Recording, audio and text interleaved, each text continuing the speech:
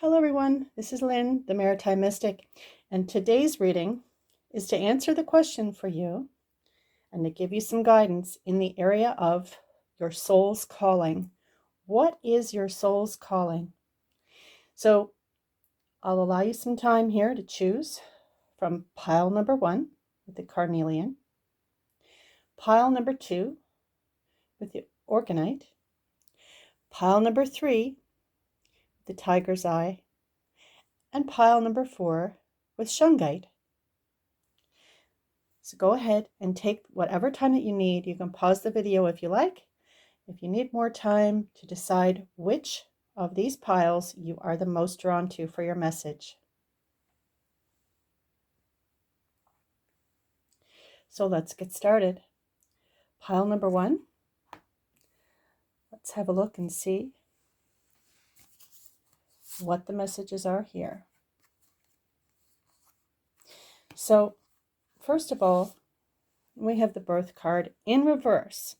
So this card means that, for some reason, you're just not connecting to what your soul's purpose is. It's just, you feel blocked from it. You've fallen off your path. And this is talking about you getting back in touch with your soul's purpose, because once you do, as this card mentions here, the Infinite Abundance card, it says you're fully supported as you devote yourself to your divine life purpose.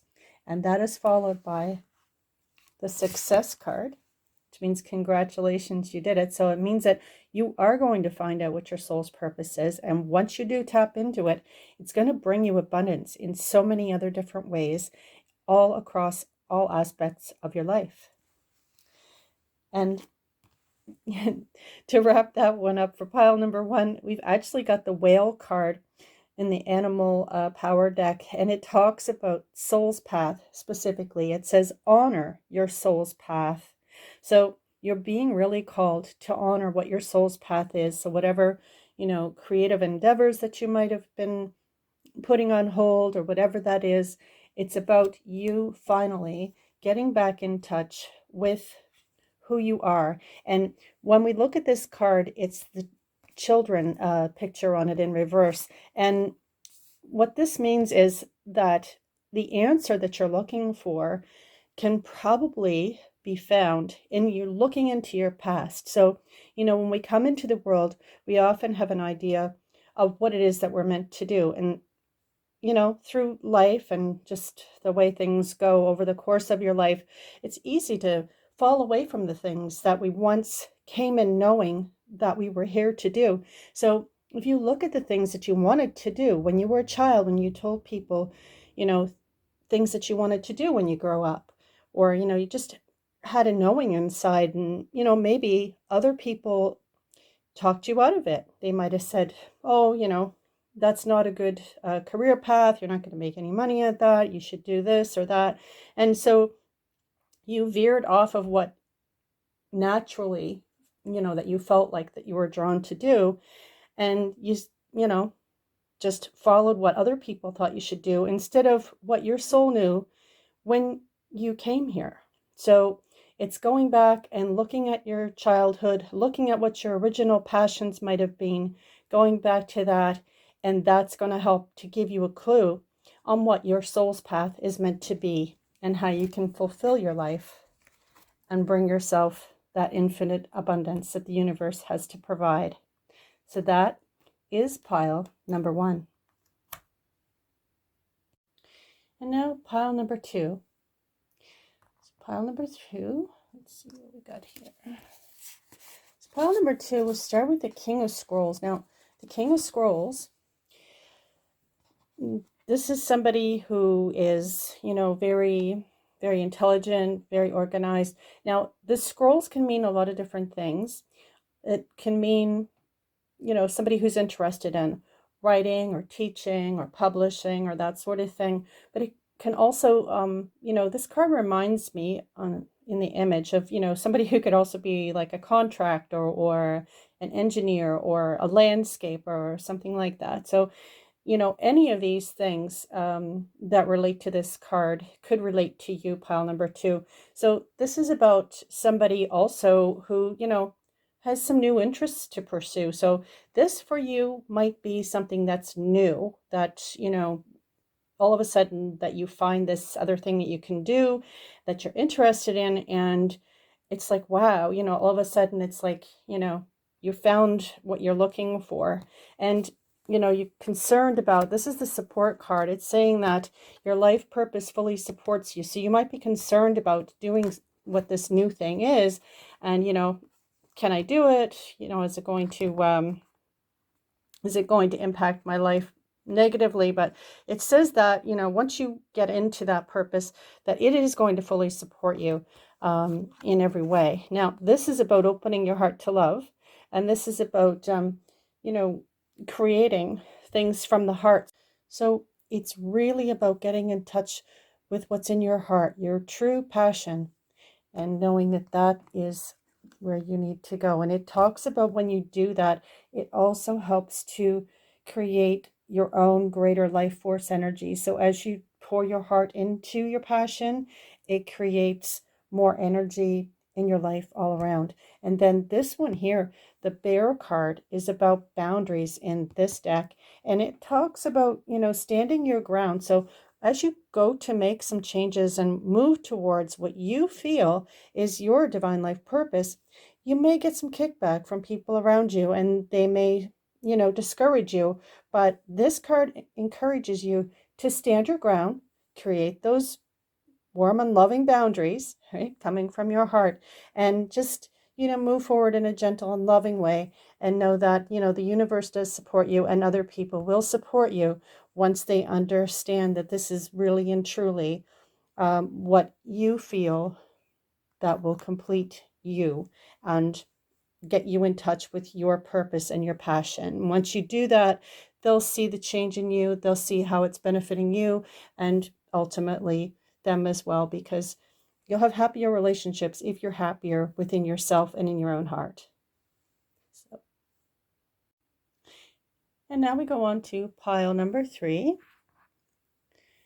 And for pile number 3, we have the King of Keys. Now, the King of Keys shows he's, heading towards his castle. He's pointed towards going home. So this is card represents someone who is maybe good in business or finance or that sort of thing.